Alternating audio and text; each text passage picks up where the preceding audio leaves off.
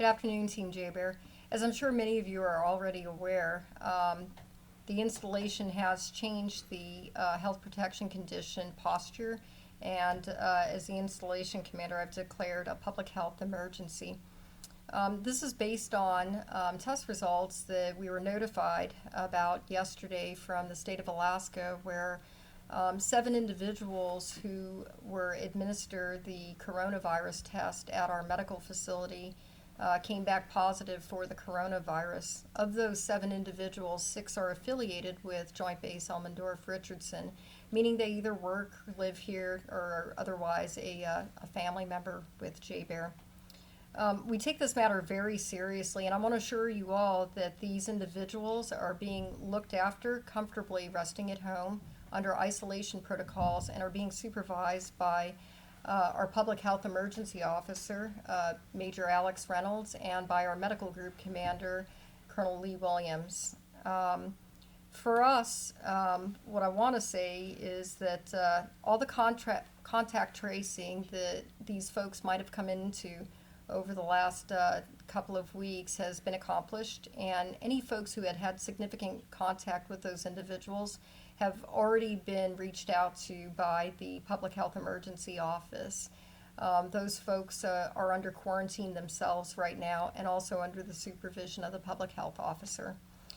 As a result, the Public Health Emergency Declaration that I issued last night for Joint Base Elmendorf-Richardson, really the tripwire that I had to declare that was the change in transmission that we saw for the contagion. So up until this point, the folks the one individual that we had that was positive for coronavirus became that way by bringing it in as a result of travel. The preponderance of the individuals who tested positive for the coronavirus also, through contact tracing, showed that they picked up the contagion either through domestic or international travel. But there is evidence that several individuals picked it up locally in a community transfer. So because of that, the change in transmission, I've declared the public health emergency. For health protection condition Charlie, that effectively equates to an elevated risk on the installation for contracting the virus. As you'll see, as a result of that, a number of the services that we still have remaining open on the base have either been curtailed, suspended, or otherwise is just going to go to virtual support or by appointment only. We put a listing of what that looks like out on jber.jb.mil for a full listing of what's closed or otherwise affected. Over the last several weeks, and really over the last 2 months, we've been following the growth and spread of the coronavirus. Deliberately for the installation, we've been very judicious about what it is that we were going to do to either mitigate the threat or all out begin to start closing different services. I realize that today looks very different on the installation than what it did last week on Friday. You'll see that some of the basic services that we had and access for partial dine-in at the dining facilities has been eliminated. Any recreational storefronts that we had have been effectively closed. And we've taken precautionary measures by closing down beauty shops, barber shops. There'll be guidance forthcoming through all the military ranks on what the grooming standards will be for that. On the installation, I've issued a stop movement, restriction of movement order. And what this means is, unless you have mission essential duties or work to perform on the installation, you are expected to be at home. The best way that we can try and get a foothold into abating the spread of the virus is for folks to practice good social distancing, good hygiene, and then remaining out of crowded workspaces, particularly if you're sick. The installation is still open for critical services and needs. Anybody who is coming to the installation who's an eligible beneficiary Anyone who lives on the installation who might need to go to the commissary or the BX for critical needs and services, that'll still be open to you. The hospital is still fully mission capable and with adjusted hours is providing services to the community. Child care for mission essential folks, first responders, deployers, and other special need categories is still available. But the full list of how the installation is impacted is, again, available on jbeer.jb.mil.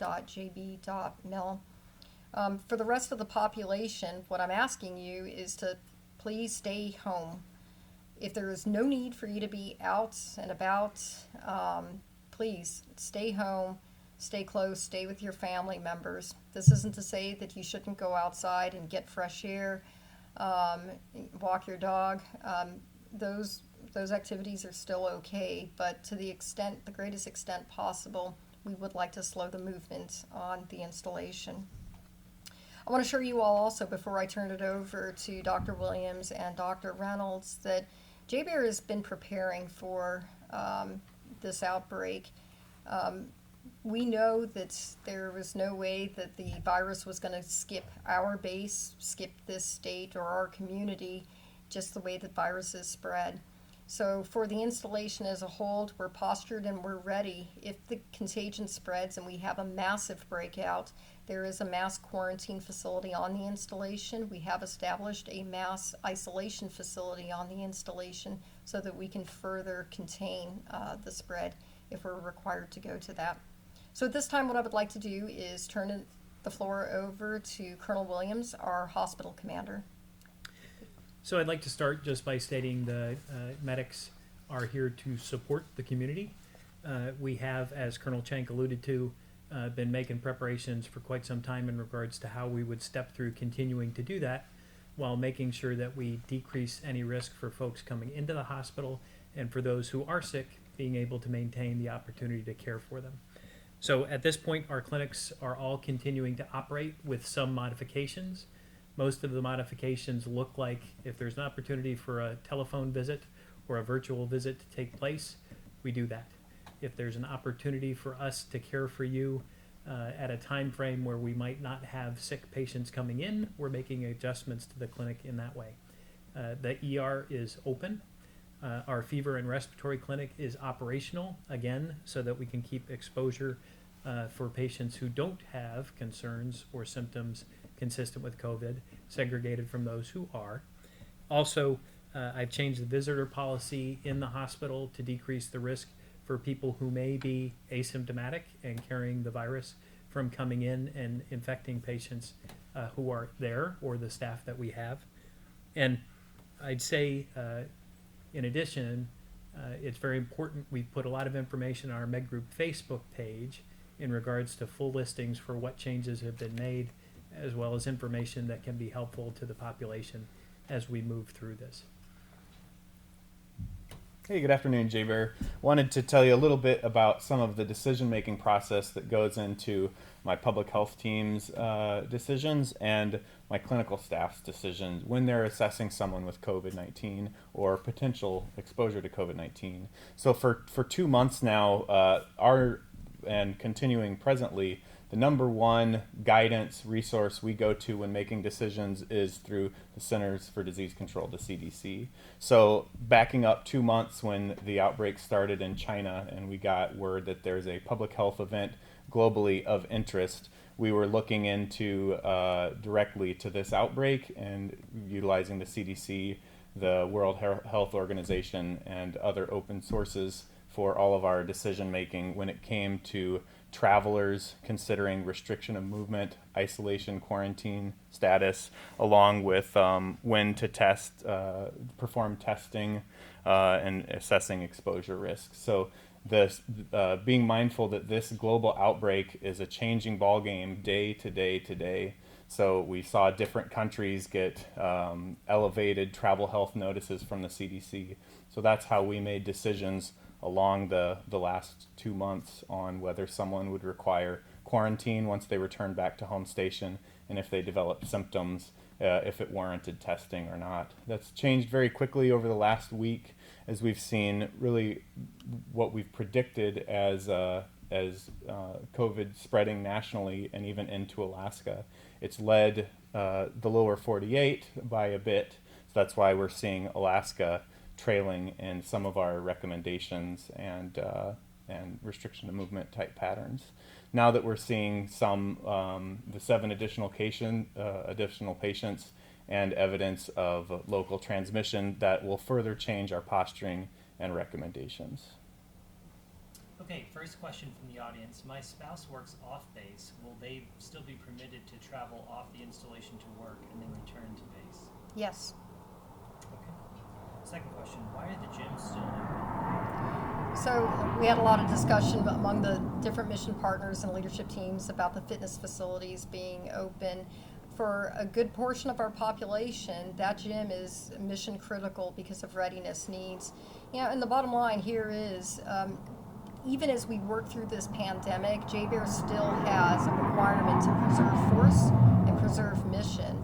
And so for a lot of our personnel in special categories and special career fields, being physically fit is a part of their duty and a part of their job requirement. So what you'll see at the fitness centers is they're no longer 24/7 and they're closed to the public, open only to military personnel so that we can keep that going. I assure you though, for the military personnel who are using the facilities, we have forced social distancing by locking out and tagging out some of the equipment so that we have the proper spacing, and we are metering and queuing at the doors so that we only have the right size population in the fitness centers at any given time. I realize that that might present a little bit of an inconvenience to folks, but we feel that that is socially responsible while we continue to meet mission. Okay, how about planning for childcare for those of us that are not dual mil but are still both working? What's the plan for that? Planning for childcare for those who are not dual military. Right, if we can no longer leverage the CDCs. If you're one of the special category folks, I would encourage you to contact the Force Support Squadron to see what we might be able to do at the child development centers. And if it's something that you don't fit that category, I have to encourage you to contact your chain of command and tell them what the issues are. There's a lot of latitude and authorities that squadron commanders, battalion commanders have at their level to alternate shifts, go to flex shifting, and to otherwise accommodate families during this time. Nobody should be left behind. These are solutions that we can all work together. What would drive the base to HPCon Delta? We talked about this morning. The tripwire that I would have personally in going to Delta, which would start to feel like a lockdown situation, is a pervasive, uncontrolled spread of the contagion on the installation or mortality. Okay. Are there any new cases on JBER other than the 7 announced yesterday? There are no new cases that have been identified yet today. Okay. But I'd state that will change. But no, none today. Okay. Are airmen in the dorms still allowed to go to the post office? Yes. Postal services are still continuing. Okay. If you're an eligible beneficiary, can you expect any curtailments in service at either the hospital or the VA? So there is very explicit language in what Colonel Schenk published that if you are attempting to get medical care, there won't be a change in your ability to move across the base.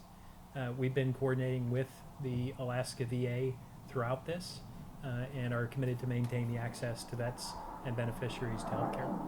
I'd like to say just on that note too, we had a discussion about this last night in our Emergency Operations Center, and my intent and guidance to security forces and for our medical team is that we're not going to leave our veterans and our retiree population behind. To the extent that we can, we're going to do everything within our power to be able to enable access so that folks who need access to the critical care that they're entitled to can still get it. It's not my intent to leave folks behind or otherwise break relationships. Okay. How does WIC plan to accomplish their duties to fulfill if they're going to minimal manning and telephone recall? Sorry, can you repeat the question? So for WIC in the HAWK, the Health and Wellness Center, how are they going to accomplish their duties if they've gone to telephone recall and then That is a question best suited for the chain of command, and I'm sorry, I'm getting to sound like a broken record on that, but the Health and Wellness Center is managed by the AMDS squadron Partially. Yeah. in the medical group, so the squadron commander is the right person for those personnel to contact with that specific question. Let me just reiterate, I'm not sure where we dropped off, but to the poster who asked about WIC and the hours, the right place for those members to take that question is to their chain of command. The squadron commander will address the hours, the shifting, and the social distancing portion of your concerns. Dr. Williams? And also, I'll make sure that we have posted with the Med Group Facebook page information about what we've got going currently for that support service. Okay,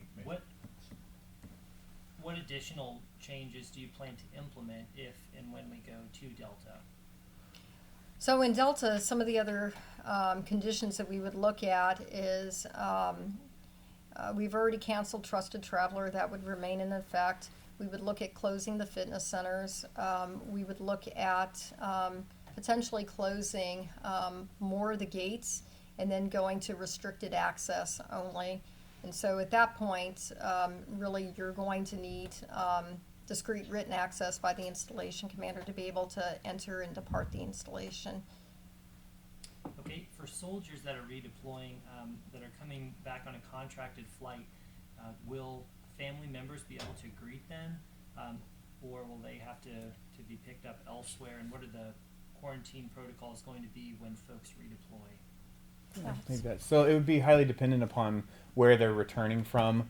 You could safely say with global travel, they are going to require a duration of quarantine status, but there are certainly ways that that we could work to make sure that they're greeted in safe manners and get to see family members and maintain the social distancing recommendations.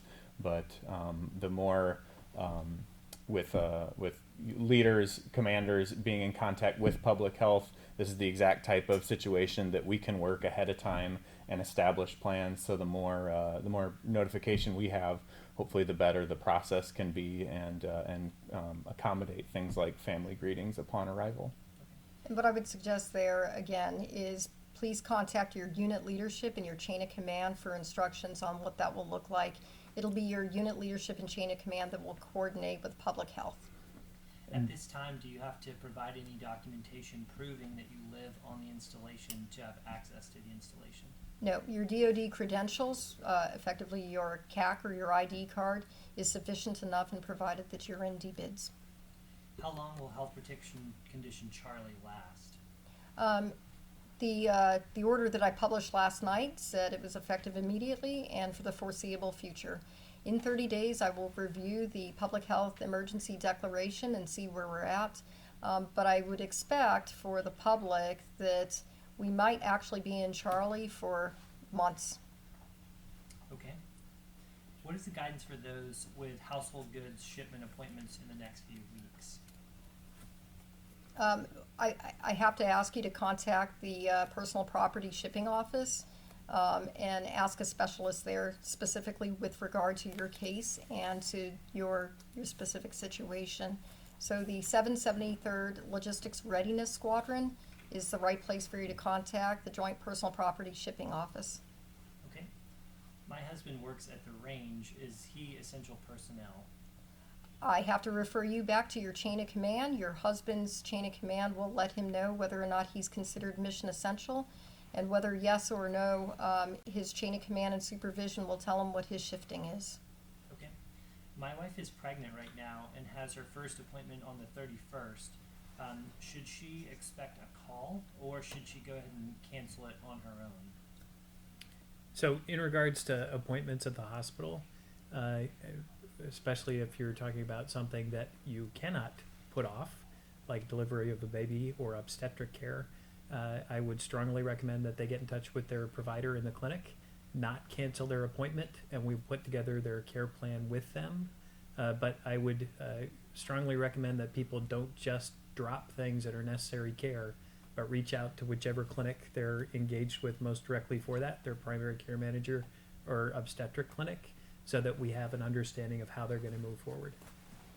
Okay. I'm getting broadcast interrupted right now. Are we live again?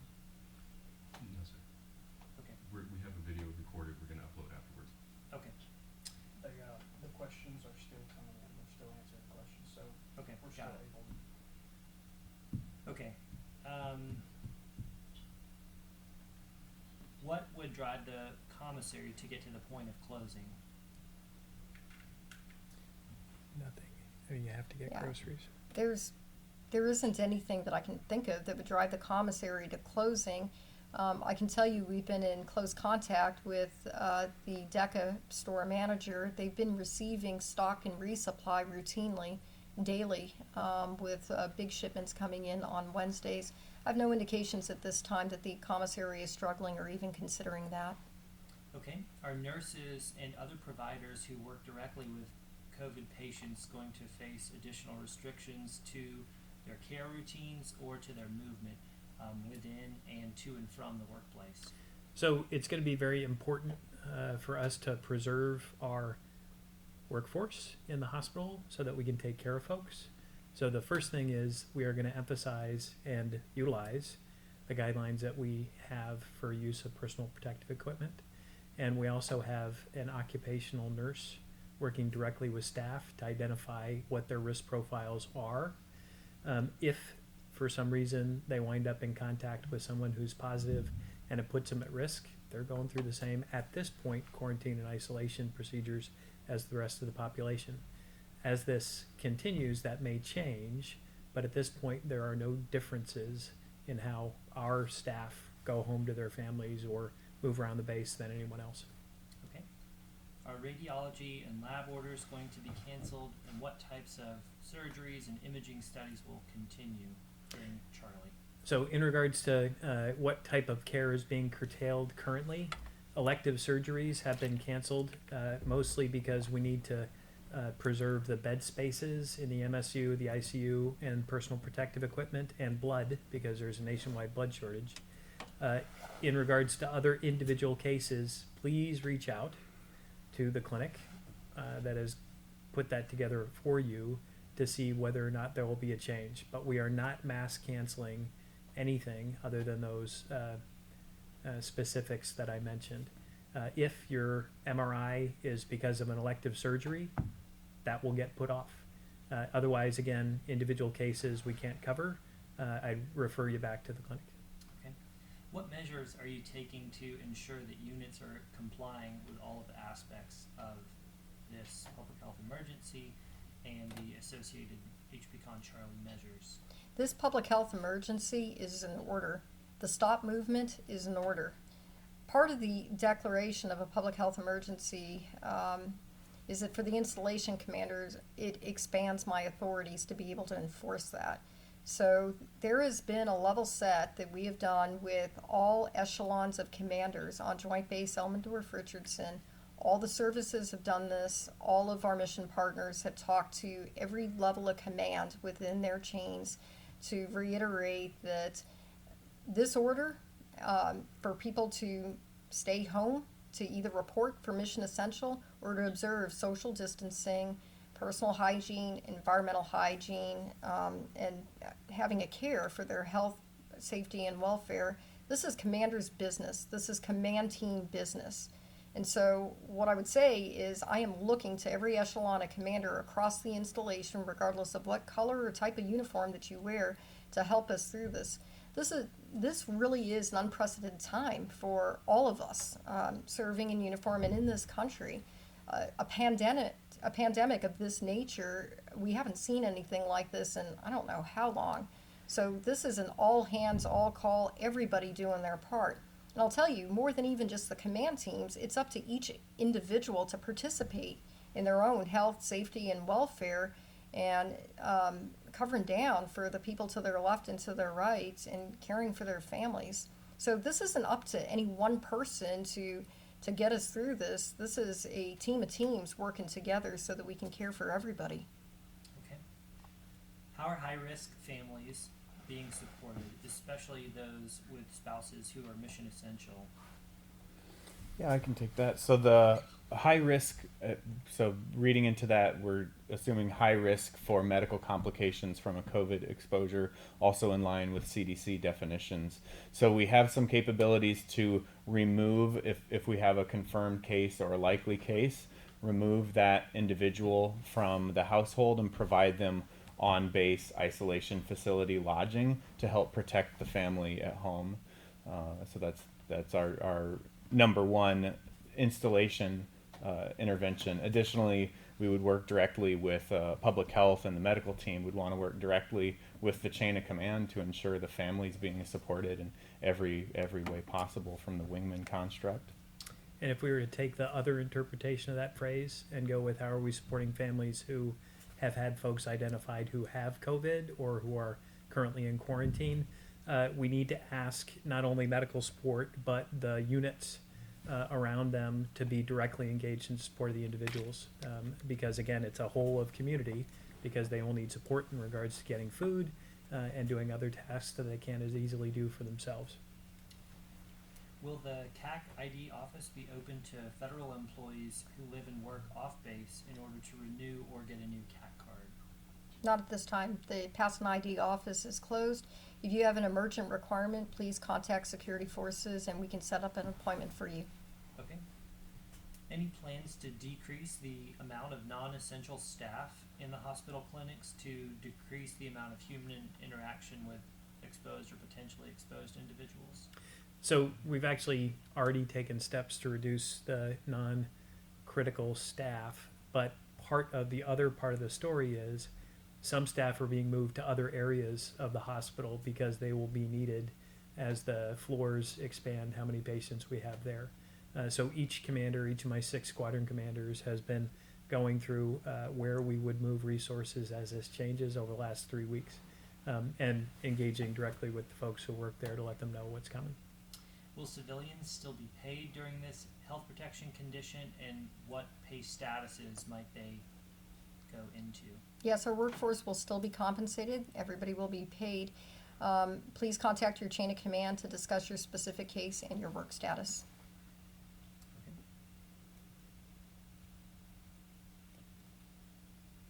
Will the commissary take additional measures like California grocery stores have, masks for employees and customers, gloves, etc.? We can take that up with the commissary staff and see what they're thinking. Now, I Okay. would state, I'm not talking for the commissary, but right now there is a national shortage on masks and gloves. And those are currently being prioritized to emergency responders, to healthcare providers. So some of what may have been possible previously at this stage might not be, just as commentary. Let me just assure you, though, that from our commissary team, they have increased the amount and type of sanitizing that they're doing within the stores themselves. You'll see folks that are out there helping to regulate social distancing. You'll see visual cues, tape marks on the floor to show people where to stand so that we give folks enough breathing room. So, again, the commissary, my sense is doing their part and everything that they can at this time to help provide the necessary goods and services to our community. But again, I have to go back to whole of community. We all have a personal responsibility in for our personal health, safety, and welfare. And the main reason for recommending masks or gloves to the general public, masks are intended for people who are ill. So ideally, individuals who are experiencing symptoms wouldn't be shopping at the commissary, but they're not intended for protective measures for the general population. Okay. If I live off base and was referred to the medical group for an appointment, can we request reconsideration to have that referral to an off-base medical facility? So call the appointment line, and we will go through the specifics of that individual's case, and they can help you out. Will CDC staff that were determined to be high risk due to being immune compromised and were sent home continue to be paid? Yes, the staff will still be paid. If there's any concerns with any individuals out there on your personal case, I would encourage you to contact your chain of command, the Force Support Squadron, and bring your issue up. That one seems really refined and detailed, and I don't want to blow past that one, but please contact your supervision and let's make sure that we're taking care of you. Okay. I'm pregnant. What protective measures is the base taking, and are there any additional measures that unit commanders have to take care of my needs and protect my family particularly? Certainly an understandable question. As of now, the CDC hasn't defined pregnant women as an increased risk population, but there are definitely special considerations. So encourage you to check out the CDC's website, CDC COVID pregnancy. Google those words, and it should take you right to some good resources. And we could post some of those also. Okay. For retirees who live on post and work off post, will there be any difficulties going and coming? In particular, should we expect any delays processing through the gates?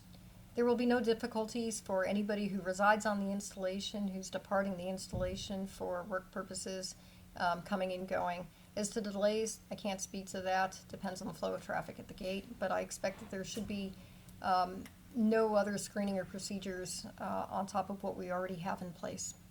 If JBER goes to health protection condition Delta, will on and off base travel still look similarly, in particular with those spouses who work off the installation? It depends on what the spouses working off the installation are doing. The mayor of Anchorage has put out a stop movement or a hunker down order for the city itself. So if any of our family members who live on the installation work within the city and are providing critical and essential care in one of the categories that he had listed out, then we are certainly going to make sure that folks can get to their jobs and continue to provide service for the community. Okay. My PCM has told me that due to being in a high risk category, if I notice any increased symptoms to immediately contact them. Is this the correct procedure?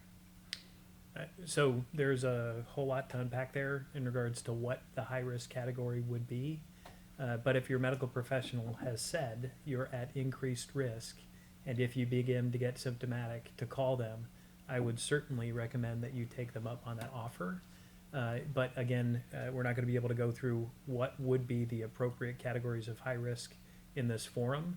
But I would say emphasize, talk with your doctor, talk to your provider, understand what you should be doing, and then follow through. Cancellation emails for medical appointments have already been sent out with any notification from the medical group as to why. Will there be any follow-ups to explain why my appointment was canceled?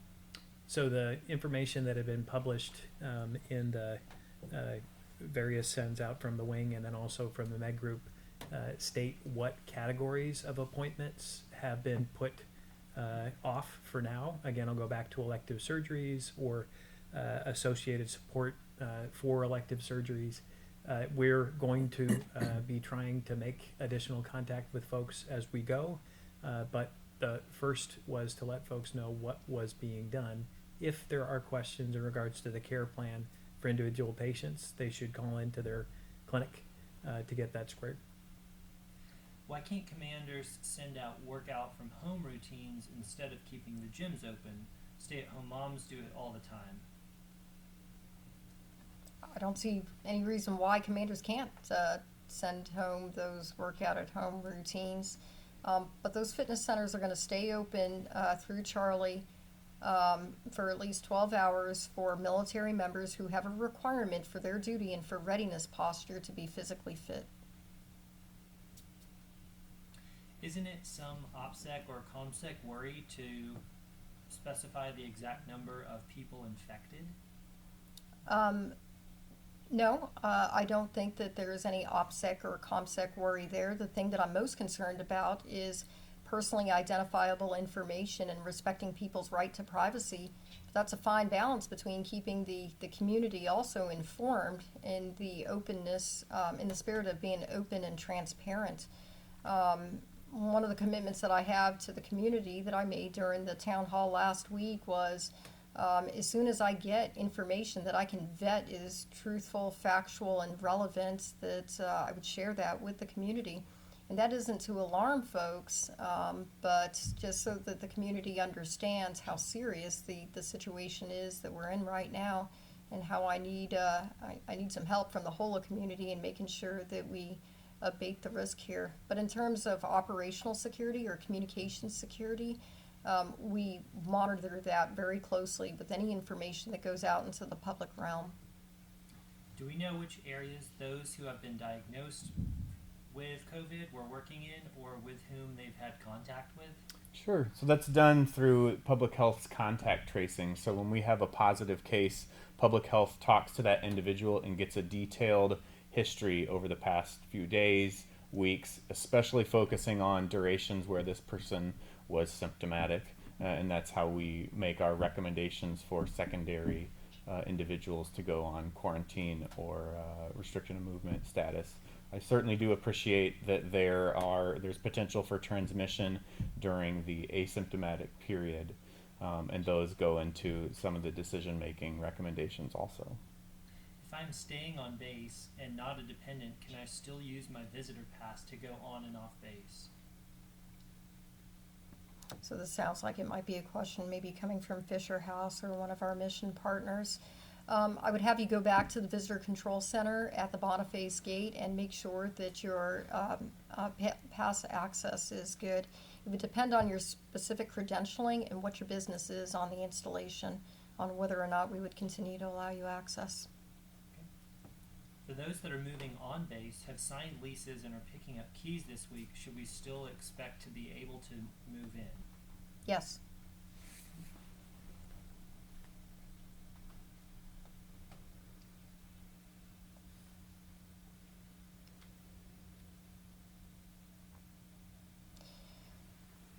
I got a base pass for my sister and brother-in-law for them to be able to come on base and help me while my husband is deployed. Will their base access continue, or do I need to have them leave the installation? I'd ask you first to contact Security Forces, go to the Visitor Control Center at the Boniface Gate, and present your specific case and scenario to the defenders there, and they will help you through that. Will the CDCs offer limitations to childcare at any point for the protection of the CDC workers? We've already scaled back some of the priorities that we have for folks to scale down the operation for CDC workers. At last count, I think we had a little over 1,000 children that we had being cared for in our CDCs, and this morning what I saw was the rate fell to below 150. So I am assured that we are taking the proper measures and social distancing efforts to be able to protect our child care workers. How soon can we expect the new grooming standards to be released? Today. Let me just caveat that. Joint Base Elmendorf-Richardson is a massive base. We have 60 mission partners, all from different services, all with different grooming standards. With the closure of the barbershops and the beauty shops, we recognize that each of the command echelons will need to go back and look at their services' particular grooming standards, and for each commander to determine what they're comfortable with and what seems practical and appropriate during this time for grooming standards. If you're a member of the 673rd Air Base Wing, your grooming standards for 362903 will be coming out today. Regarding training and TDYs, will the base be publishing a list of trainings that will either still be held or be canceled? For the most part, the majority of training has been canceled or otherwise suspended. So if you're a first-term airman looking for FTAC, those courses have been suspended at this time. Professional military education through the Air Force PME Center has been suspended at this time. Newcomers Brief has been suspended at this time. For things that are just-in-time training, like the Newcomers Brief and some other base adjustment briefings, we're looking at doing those and deploying them virtually, so more information to follow on that. As for a list, 1 through N, of all training and all briefings that occur on the installation and the status, no, we have no plans at publishing such a list at this time. we would be talking about hundreds and hundreds of training and briefing events. So the best thing for you to do is to contact your POC to see if they still plan on holding that training event, or if they're making provisions to accomplish it through virtual or other modes of communication. What about teachers that need to go to the schools on base to gather supplies and use the facility for printing and other essential activities? Will they still have access to the schools? The Anchorage School District has shut down schooling for the children. As for the schools that are located on the installation, the intent of the order that we had is for mission essential people only responding. So my thought on that is that any school teachers who wish to come onto the installation for administrative purposes, printing or gathering supplies, please contact the Mission Support Group. We have a school liaison officer there that will talk you through this. Are soldiers currently allowed to travel within the state, as in driving to Seward or Trapper Creek from Anchorage? Every command is putting out different guidance consistent with their services policy. For the Department of the Army, U.S. Army Alaska, for the majority of folks who are stationed here, the CG is publishing guidance for that, specific to the local area and leave pass constraints.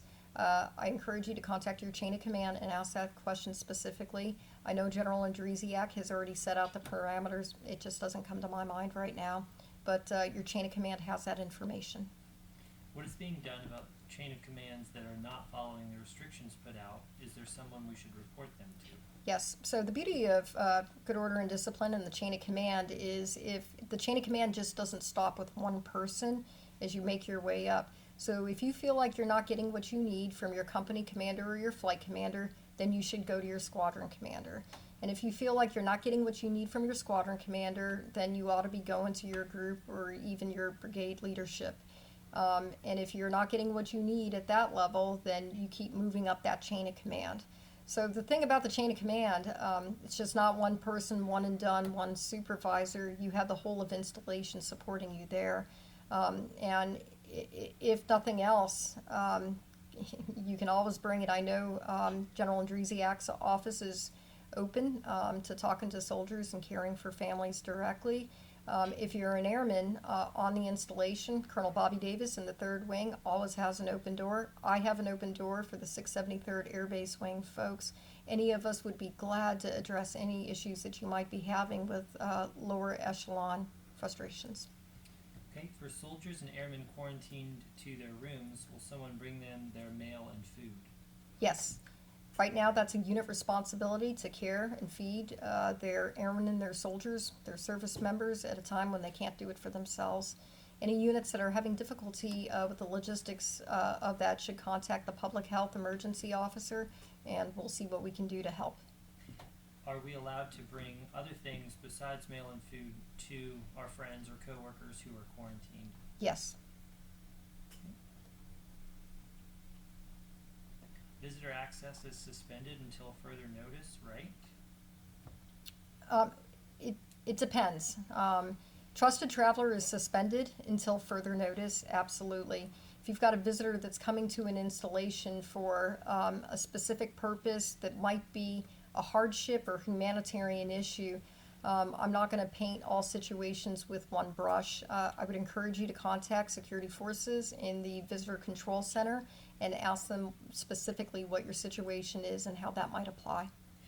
When might the National Guard be activated here in Alaska to support emergency operations, and what impact might that decision have on dependent privileges of National Guard members? So we'll take that one away for the National Guard leadership and get an answer and have that posted onto the JBER Facebook site. Is the special access gate between the VA and the medical group going to stay open, and what might drive that to close? Yes, it's going to stay open. And one of the things that we'll be monitoring is how we maintain, as Colonel Schenk had mentioned, access for the veterans to the health care that they are entitled to. But I would say I'm not going to list circumstances that might make a change. But again, wherever possible, our overall goal is to maintain the healthcare that they need and that it's easily accessible. So short answer, the link's still open.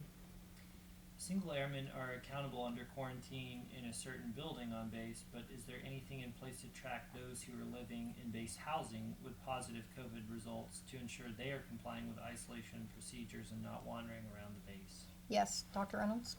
Yeah, so those have from the public health standpoint, daily call-in check-ins to check on self-monitoring, temperatures, symptomatic symptom components from that. So that's kind of the medical piece for accountability. And let me just make this clear. Under a public health emergency declaration, the public health officer now becomes the public health emergency officer. When you are ordered into quarantine or isolation, that is a lawful order. You are to remain in your premises, either quarantine or isolation, until after public health releases you. Any person who's caught violating that is subject, if you're a uniformed person, to the Uniform Code of Military Justice. And for other folks otherwise who are threatening the public health and safety of the greater community, you may be subject to other authorities. Okay, will package delivery contractors like FedEx and UPS and other contractors, for example, Safelite doing windshield installations, still be allowed on the installation? For mail and package deliveries, yes. For discretionary and elective services like windshield replacements, I would not count on that. Okay. I'm a contractor. How do I know if I'll be allowed on base? And what happens to me if you go into HPCon Delta? For the first part of that question, if you're a contractor, contact your contracting officer representative if you already haven't received a phone call or a memorandum stating whether or not you're mission essential. Your core or your sponsor will be able to tell you exactly what you're asking there. And in terms of Delta, it really goes back to the contracting office, the service that you're providing, and what's deemed mission critical at that time. Okay. Lots of mission activities that can't accommodate the 6-foot social distancing rule are continuing. Why are they continuing? Well, precisely because they're mission activities. So for mission critical activities, it's up to each commander to decide the risk calculus on what's important to keep national security and national defense and readiness intact. But there should be mitigating efforts for each of those work areas for commanders to lean into to ensure that we preserve the force. I recognize, much like in my hospital, there's social distancing that just can't happen when there's emergency surgeries, and a surgeon can't be 6 feet away from the person that they're operating on. But we do have mitigating ROEs that we put into place to be able to protect folks, the person who's receiving care and the person who's giving care. And I would imagine it would be much the same in other mission areas, that there's been thought put into that. If you do feel like you're at increased risk, and unnecessarily so, you really need to bring that up to your chain of command to make sure that that's corrected, or otherwise reevaluate whether that is in fact a mission critical activity. Okay. Got orders to go to formal training. What can you tell me about my projected travel? I can't tell you anything about your projected travel at this point, but I would encourage you to contact the formal training office. Bring up the specific details of your particular training, and they'll be able to tell you whether that's mission critical, mission essential training, and whether you're cleared to proceed. Okay. That's all the questions that we have, so over to you for final comments. Let me start with the FIO. Yeah, I wanted to touch on what the forthcoming weeks are going to likely look like. Is we're going to see predicted transmission. Some of us are going to pick up the illness. Some of our peers, family members, are going to pick up the illness. On what that looks like as we're, what the medical system support is going to look like, what peer support is going to look like. So, as we're seeing increased transmission, we're going to move more from specified oversight of quarantine to more general measures where we're all doubling down on our social distancing in line with the presidential 15. So we're gonna, since we all could potentially be exposed at any time from the community, we're gonna adhere to those hygiene measures, social distancing, and low threshold for if we develop symptoms, what are we going to do next? So that'll be a phone call to our 24/7 COVID hotline, and that'll be a discussion and a decision from a medical provider or someone that can medically triage that case. And I want to touch on the labs. There's a nationwide constraint on lab testing, so our labs are really going to be targeted towards high medical risk individuals, people potentially being hospitalized. So they're the ones that are very likely going to get testing. From that point, sometimes, especially as we're seeing it more broadly, it might mean a return to home to recover without testing. As long as an individual is able to tolerate food, fluids, have some support so they can take care of themselves and recover, it's likely going to look like recovery at home. Give us a call if anything's going south or not going the right way, and we have specific return to duty, return to work protocols after an illness, whether that's a clinical call of COVID-19 or confirmed test of COVID-19. I think I'd just like to emphasize no system or procedure we put out there is going to be perfect, but it's very important to act under the principles. I won't always be able to keep my hands clean, but the more I clean my hands, the better it is. We will not, as we go through our daily lives, always be able to maintain 6-foot distancing, but every time we do, we decrease our risk and then help support the community and ourselves. So I would think that what we have to look at now that we're in HPCon Charlie is it is an increased opportunity for all of us to partner based with the information that we've given, with the people we have live in our homes and the people that we work with, so that we can maximize the opportunity for us not to have an infection. And then if we do, to act responsibly. If you're sick, stay home. Call in, don't go to work, get yourself assessed so that we can make sure that you're connected with the right care, because ultimately we are trying to execute mission and help preserve life. Okay. Yeah, and let me just wrap it up here just by, again, thanking our community for your continued support and confidence. At least during my last 2 years here, this has been a remarkably challenging time for JBER, from a 7.1 magnitude earthquake to one of the busiest wildlife fire seasons that we had last year, the housing review. There are quite a number of things that this community has been challenged with over the last 2 years, and now a pandemic. Nobody could have seen this come in 6 months ago. I don't know that we would have been able to plan for something like this even a year ago, had we even had that much time. But let me just say that although these are challenging times, I want to assure you that there is no need to panic. There's no need to be scared. There are resources, there is support, there is a plan in place to be able to help everybody get through this.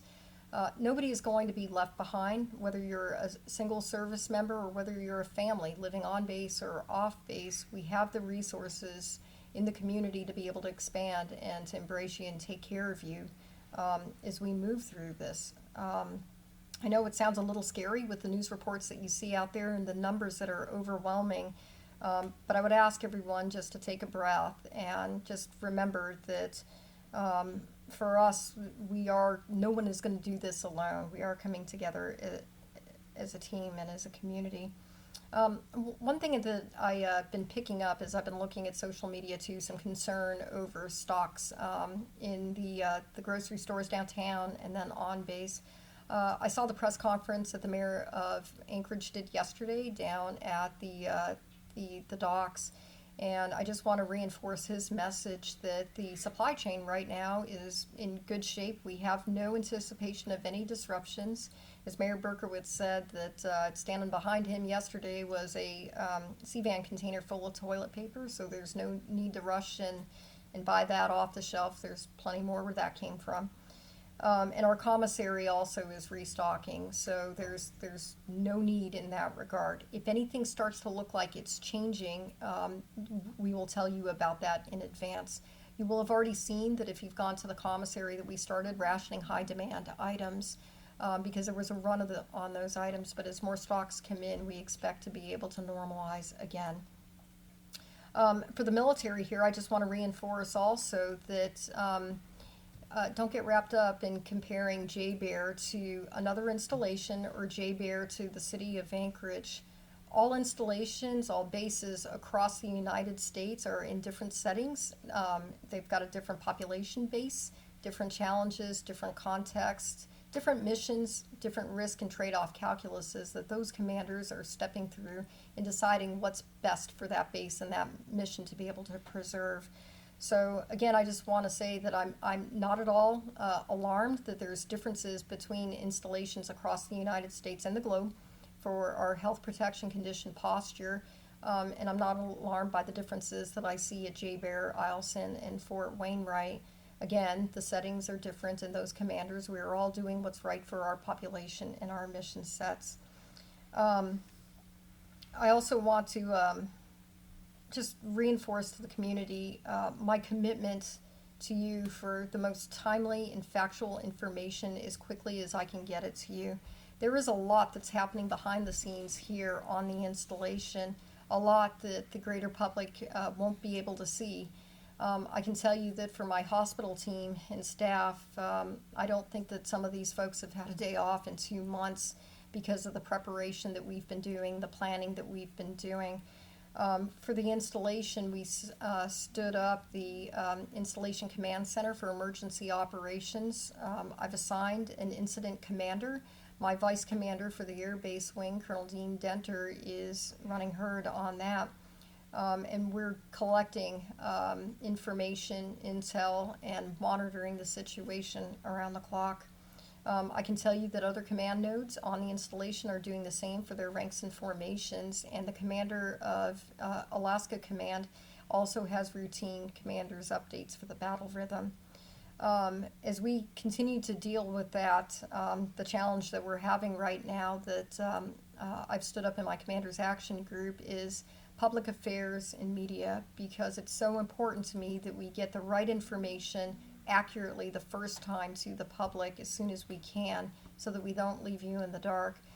We're practically running 24/7 ops there for the public affairs team. If there's anything that what we might be doing a little better for community communications, please get in touch with our public affairs office. You can do that by way of Facebook, and we will adjust and course correct to make sure that we're meeting your needs. I want to also say that I know that there was a little bit of confusion with the messaging when we dropped the flag for HPCon Charlie last night. I'm aware that there were 2 different messages that came out, the one that I published on Facebook that talked about base access and talked about duty reporting for mission essential folks, and another message that had gone out separately that talked about restricting base access to only people who work on the installation and who live on the installation. I'm going to own that. It's my responsibility to make sure that I'm putting out timely and accurate information regardless of how that got away from me last night. And I just want to correct for the record that we are not restricting access to folks who are eligible beneficiaries for other critical needs and services on the installation, like Tricare or the hospital, the emergency room, medications, going to the commissary. We are not restricting folks from doing that. I'm only asking you to please consider whether or not it needs to be the installation right now that you come to get those needs and services, because we are struggling with this pandemic and containing it right now. Apart from that, the only thing that I would ask is just from our community, I ask for your continued patience and your support. I ask that you trust us, and please just assume that we're not asleep at the switch. We are doing the right thing. And where we can get help from the community, last night Ms. Lisa Holton, one of our family members, pointed out that we were going to be doing this session without ASL interpreter support. And she was absolutely right. We hadn't considered that, but it didn't take us very long to be able to reach out and secure someone to come in here and do that. So we will react and course correct to the very helpful information that comes in. And I ask that you just please be patient with us as we try to maneuver through this and continue to serve you the best way that we can. The priorities for the installation remain unchanged. The priority is the preservation of forest and mission while we continue to take care of our folks for the health, safety, and welfare of the greater community. It is a big load to be able to shoulder right now, but please trust that we've all closed ranks and we're moving out together as a community on this. Thank you.